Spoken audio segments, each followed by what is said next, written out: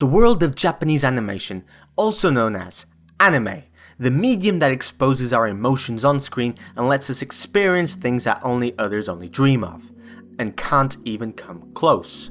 The dream loop state of Yurusei Yatsura 2 Beautiful Dreamer, the innocence of Castle in the Sky, the sci-fi visual feast that is Akira, the tragic outcome of World War II in Grave of the Fireflies, the philosophical nature of what it means to exist in Ghost in the Shell, the imaginative and expressive world in Spirited Away, witnessing one's depression in Neon Genesis Evangelion, the emotional despair of teenagehood in Your Name.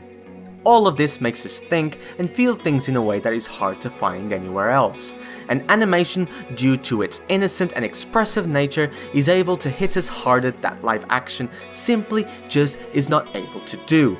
It's like it is able to show who we are and what we feel inside, rather than just give an outside view of a certain situation like it happens in many live action movies. But most of all, we understand that there is a story that either one person or more want to tell us, and then we react to that in such a natural way, sometimes even to our biggest fears and insecurities.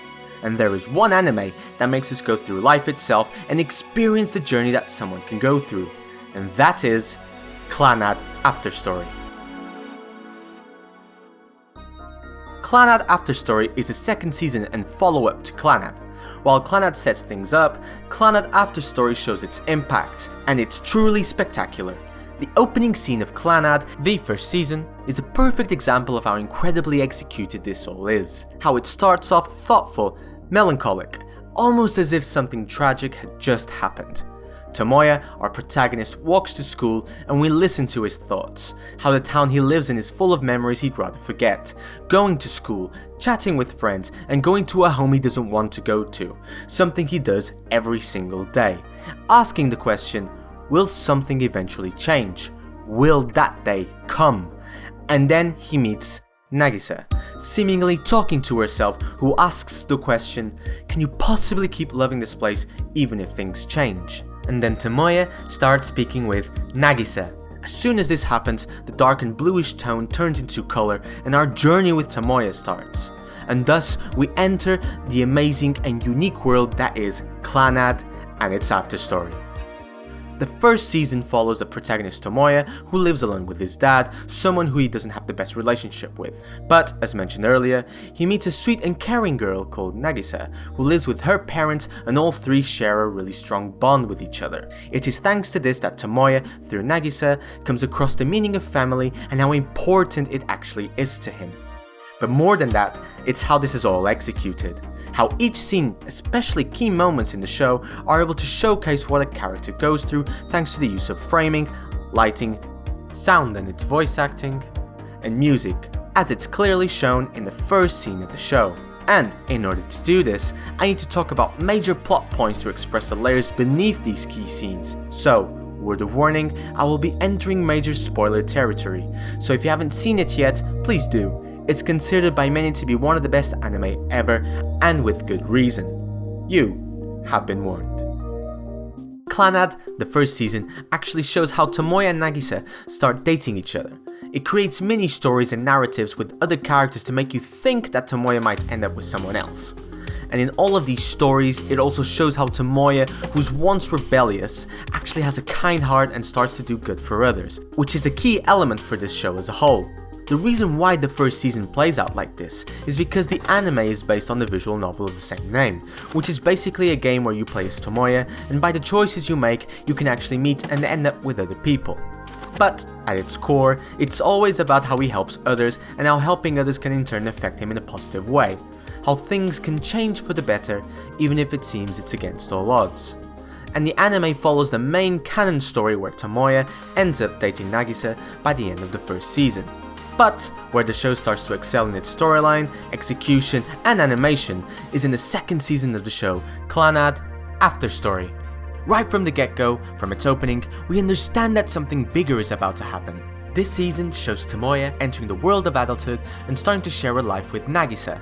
This is where the show truly shines, where slice of life anime that normally just sticks to teenagehood, Clannad After Story shows what comes after and how hard it can be. And this season is constantly reminding you of that. For instance, due to Tomoya working really hard, he gets an opportunity at a new job and more money. But, right around the same time, his father gets arrested, which in turn leads to Tomoya losing his new job. He got so frustrated that forces Nagisa to stop him and lets him know that they will get through it together. And just like that, Tomoya proposes to Nagisa. This scene is so good because it shows how disappointed he is at his father, his past, and how much he wants to create a life with Nagisa, his future. But it also shows how there is something always there to prevent Tomoya to achieve something that he always wanted and needed: a family. This then builds up to possibly the best scene in the entire show. Nagisa, since the beginning, has always suffered from an illness which shows up from time to time. This also sets up what is to happen in the future. Shortly after Tomoya and Nagisa get married, Nagisa gets pregnant, but also because of this, her illness starts to kick in again. And on the day that she is about to have the baby, a snowstorm hits the town which forces Nagisa to give birth from home. And due to her illness, she is unable to withstand the birth of a newborn child and passes away seconds after. This scene is an immense heartbreak for obvious reasons. We spend so much time with these people, only to end in the death of one of our beloved characters, but also how unfair it is to Tomoya to go through this when he worked as hard as he could to build a life with Nagisa. But what makes it even worse is how perfectly executed this all is. The detail in each character's faces through its amazing animation, but also the use of white and black to show how Tomoya is feeling, the use of fictional bokeh to show Nagisa's point of view and how tired she is, how brightly lit the whole scene is, and how it contrasts with its slightly desaturated colours. The focus on their hands when Nagisa passes away, and then immediately goes back to a wide shot of Tomoya facing this instant, how subdued it is, and then colourful flashbacks of Tomoya's life with Nagisa pop up, scenes we've never seen before. How desperate Tomoya becomes and how the music becomes quite soft. How the emotions felt in this scene are done in such a subtle way. How it's all connected until the very end with Tomoya realizing that maybe, just maybe, he should have never met Nagisa on that hill.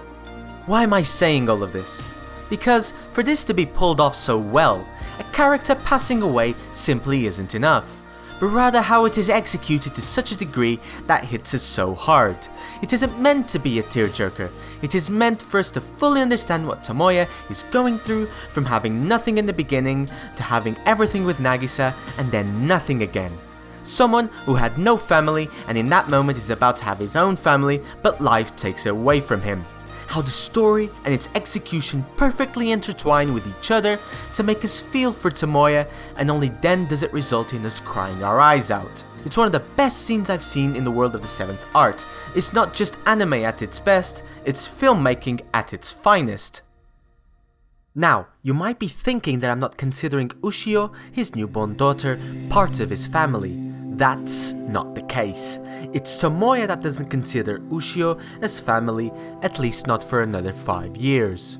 And this is where the show gets even more interesting. When we skip to 5 years later with Tomoya living alone, and we see Ushio, his daughter, living with Nagisa's parents all this time. When we see Tomoya start to bond with Ushio during a trip they take.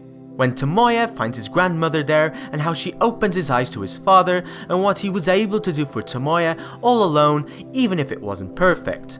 When, after 5 years, Tomoya accepts Ushio as his daughter and we see how it affected her. When they start living together. When Tomoya finally helps his father. All of this is done to really show what Tomoya went through. Because it's not just about Tomoya overcoming the death of Nagisa. It's not just about Tomoya being a father for Ushio, but it's truly about how Tomoya ended up at the same place his father did when he lost his mother and coming to terms with that. It's quite endearing to see Tomoya finally being there for Ushio as her father, but also be there for his father one last time as his son. And this is key to what happens at the end of the show. But when things finally seem going well for Tomoya and Ushio, something happens. Ushio ends up suffering from the same illness that Nagisa had. Now, all we are thinking is, no, they will not pull this again. They won't. And then we see each scene unfold. When Ushio begs to go on a trip again against Tomoya's wishes. when Tomoya, after months trying to help her, but seeing her getting worse, as a last resort decides to take her on that trip to see if she gets better, until Ushio falls, telling Tomoya that she loves him and dies seconds later, and this causes Tomoya to die of heartbreak. This isn't just sad, this is arguably the most depressing show that has ever been made. When you think that nothing could be darker than the death of Nagisa, especially when it seems things were getting better between Tomoya and his daughter Ushio, this happens. But what comes next is the conclusion to Tomoya's story, not only to his character arc, but also what the show is trying to convey. Now, there is something that I need to mention from this point forward. Its fantasy elements. This is something that has been happening since the beginning of the show and has always foreshadowed in one way or another its dark root. But I'm not going to dive deep down in this because I'm not as interested in explaining what all of these elements mean, but rather the purpose of this existing in the first place. And that is to give a second chance to Tomoya thanks to all the good things that he's done throughout the show, especially in helping his father. Which then all comes back to the first scene of the first episode where Tomoya met Nagisa. How we hear the same lines but from a different point of view. How the memories he mentions have so much more weight to it now that we know everything that happened. How Nagisa never was really talking to herself but to him the whole time. But this time Tomoya doesn't reply back. How he starts thinking that maybe he doesn't want to meet Nagisa anymore. How he doesn't want to go through that again, through all of that pain. But Tomoya ends up realizing he does want to take that risk again and runs towards Nagisa and holds her tightly, even including a minute detail as accidentally knocking her shoe off. And Tomoya does this because, at the end of the day, Nagisa was the best thing to ever happen to him. And he needs that more than anything else, regardless of what might happen. To which we then see Nagisa give birth to Ushio and live. And how Tomoya finally finds his family. Clannad After Story shows us how life can be and how important family is, because that's what we all want as a child and as a parent, to be with people who love us and who we are able to love too, to live together as one and grow together, to be with who care for us and who we are able to influence in a positive way. And if for some reason we weren't able to have that as a child, then we sure are going to try and having that as a partner and as a parent. We don't know what the future holds for us, what life holds for us. It might be good, it might be bad. But Clannad After Story tells us to take that risk regardless of what might happen. And maybe, just maybe, we might be able to be a part of the big Dango family. And this is all told through the amazing and unique world that is anime.